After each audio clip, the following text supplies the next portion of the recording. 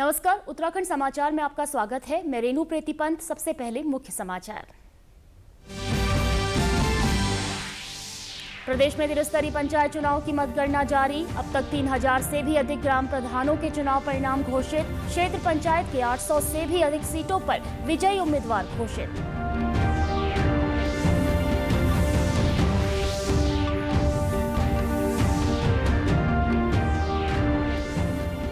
रुद्रप्रयाग के सोनप्रयाग में हुए भूस्खलन क्षेत्र में राहत कार्य जारी। एनडीआरएफ ने ऑपरेशन के दूसरे दिन 1130 तीर्थयात्रियों को सुरक्षित निकाला।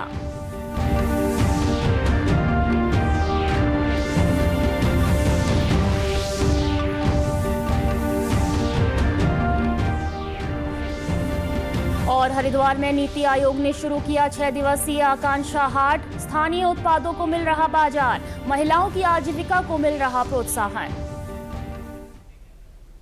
अब समाचार विस्तार से। उत्तराखंड में त्रिस्तरीय पंचायत चुनाव के लिए मतगणना आज सुबह से जारी है। अधिकांश विकास खंडों में ग्राम प्रधान और ब्लॉक सदस्यों के चुनाव परिणाम घोषित हो चुके हैं।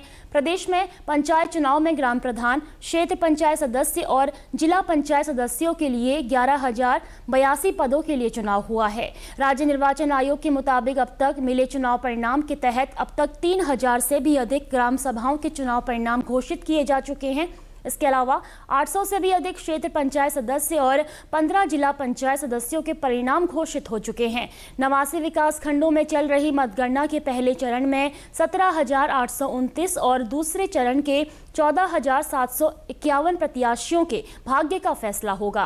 पहले चरण में कई ग्राम प्रधान और क्षेत्र पंचायत सदस्यों के परिणाम आ गए हैं। विजयी प्रत्याशियों ने कहा वह अपने गांव व क्षेत्र के विकास के लिए कार्य करेंगे। उन्होंने कहा कि मूलभूत समस्याओं को दूर करने में प्राथमिकता रहेगी। पर हमारे कहीं कहीं गांव ऐसे हैं कि जहाँ बिल्कुल भी रोड रास्ते के वो नहीं है।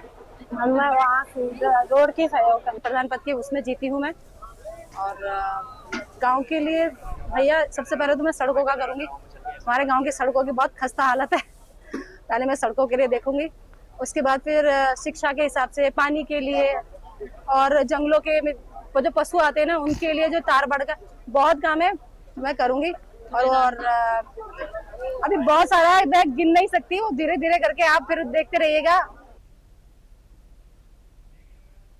पंचायत चुनाव में रुद्रपुर विकास खंड से ग्राम प्रधान पद के रिजल्ट भी आने शुरू हो गए हैं। शुरुआती दौर के परिणाम में अभी तक 7 नतीजे आए हैं। इसमें 8 ग्राम प्रधान सीटों पर महिलाओं ने जबकि 1 पर पुरुष उम्मीदवार ने बाजी मारी है।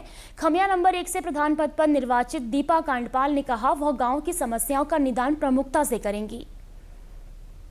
मैं जो है शांतिपुरी नंबर 1 खमिया नंबर 1 से जीती हूँ ग्राम प्रधान के इसमें जो है मैं अपने गांव के जो बड़े बुजुर्ग, मेरे भाई, मेरे जेठ जी, मेरे जितने लोग हैं सबका बहुत बहुत योगदान है। मैं जो है आगे गांव में जो है अपने गांव को का ऐसा विकास करूंगी कि मतलब ऐसा किसी प्रधान ने ना किया हो और अगली बार गांव वाले मुझे खुद बोले कि आप प्रधान के लिए खड़े हो। वहीं खमिया नंबर 2 से निर्वाचित ग्राम प्रधान कविता तिवारी ने कहा कि क्षेत्र को नशा मुक्त बनाने और फसलों को गोवंश से बचाने की दिशा में कार्य करेंगी। रुद्रप्रयाग जिले के सोनप्रयाग क्षेत्र में मनकुटिया मंदिर और शटल पार्किंग के बीच हुए भीषण भूस्खलन में राहत और बचाव कार्य लगातार जारी है। 15वीं बटालियन एनडीआरएफ की टीम ने ऑपरेशन के दूसरे दिन बड़ी कामयाबी हासिल की है। आज एनडीआरएफ की टीम ने 1130 तीर्थयात्रियों को सुरक्षित निकालकर राहत कैंप तक पहुंचाया। इनमें 877 पुरुष, 190 महिलाएं और 63 बच्चे शामिल हैं। अब तक कुल 3309 लोगों को सुरक्षित निकाला जा चुका है। टीम ने ड्रोन की मदद से स्थिति का जायजा लेने की कोशिश की, लेकिन इलाके में खुला आसमान, विजिबिलिटी और टेक्निकल सेटअप की कमी के चलते ड्रोन ऑपरेशन संभव नहीं हो पाया। एनडीआरएफ की ओर से बताया गया है कि राहत कार्य तेजी से जारी है। प्रशासन सभी तीर्थयात्रियों की सुरक्षा को सर्वोच्च प्राथमिकता दे रहा है। और इस खबर पर ज्यादा जानकारी देने के लिए हमारे साथ लाइव जुड़े हैं हमारे संवाददाता कुलदीप राणा। कुलदीप, आज दूसरा दिन है वहां पे राहत बचाव कार्य का। भूस्खलन क्षेत्र में क्या अभी भी लोग फंसे हुए हैं, क्योंकि मौसम भी खराब है, परेशानियां भी देखी जा रही होंगी, क्या कुछ ताजा अपडेट है? देखिए रेनू, 29 जुलाई को केदारनाथ का जो राष्ट्रीय राजमार्ग है वो सोनप्रयाग से आगे और गौरीकुंड के बीच मुनकटिया के पास पूरी तरह क्षतिग्रस्त हो गया था। और इसके अलावा भारी बारिश के चलते जो यहाँ का वैकल्पिक मार्ग बनाया गया था वो भी क्षतिग्रस्त हो गया था। जिससे जिला प्रशासन को केदारनाथ की यात्रा पूरी तरह से रोकनी पड़ी। और इसके बाद कल 30 जुलाई को भी केदारनाथ की यात्रा बंद। हालांकि कल पूरे दिन भर जो केदारनाथ का जो सोनप्रयाग से केदारनाथ जाने का वैकल्पिक मार्ग है उसको टीमें तैयार करने में जुटी हुई। और आज केदारनाथ से जो वापस आने वाले तीर्थयात्री थे उनको लगातार एनडीआरएफ, डीडीआरएफ और स्थानीय पुलिस के जवान उनको सकुशल वापस सोनप्रयाग पहुंचा रहे हैं। अब तक करीबन 2170 से ज्यादा तीर्थयात्रियों को वापस सोनप्रयाग दिया गया है। और इसके साथ साथ जो सोनप्रयाग और गौरीकुंड के बीच राष्ट्रीय राजमार्ग क्षतिग्रस्त हो रखा था, इसको ठीक करने की कार्यवाही भी चल रही है और वैकल्पिक मार्ग और अधिक मजबूती के साथ ठीक किया जा रहा है। हालांकि तीर्थी जो लगातार बारिश आ रही है, इससे जो वहां पे मजदूर लगे हुए हैं उनको दिक्कतों का सामना जरूर करना पड़ रहा है, क्योंकि बार बार पहाड़ से मलबा और बोल्डर गिर रहा है, जिस कारण काफी दिक्कतों का सामना। जी बिल्कुल कुलदीप, क्या यहाँ पे किसी के घायल होने की या जान माल के नुकसान की खबर भी सामने आई है?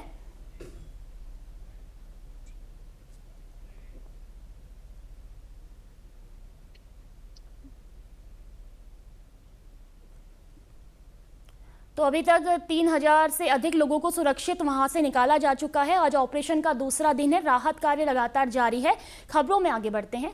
मुख्यमंत्री पुष्कर सिंह धामी ने बागेश्वर में 1.5 साल के बच्चे की मौत के मामले में कुमाऊं कमिश्नर को जांच के आदेश दिए हैं। मुख्यमंत्री ने कहा कि जांच में लापरवाही पाए जाने पर सख्त कार्रवाई की जाएगी।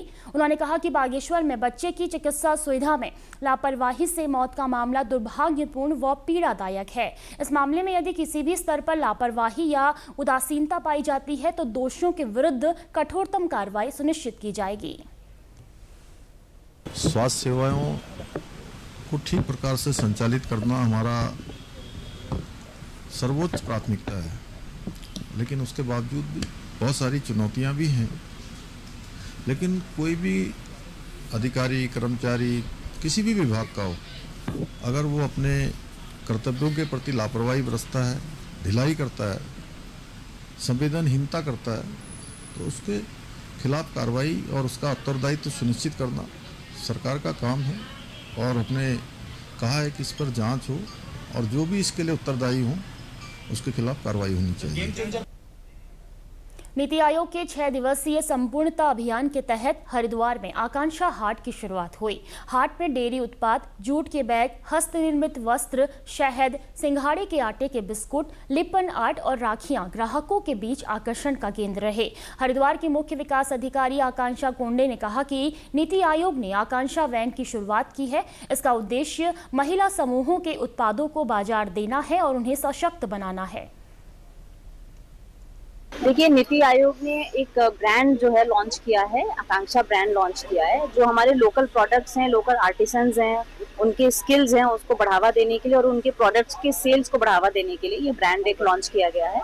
और उसी के मद्देनजर हम लोगों ने आकांक्षा हाट जो है वो लगाया है। ये हर की पौड़ी क्षेत्र में लगाया है। इसमें हमारे सभी स्टॉल्स लगाए हैं हमारे स्वयं सहायता समूह में, और जो लोकल प्रोडक्ट्स हैं उनको देखा भी जा रहा है लोकल द्वारा और बिक्री भी उसकी बहुत अच्छी हो रही है।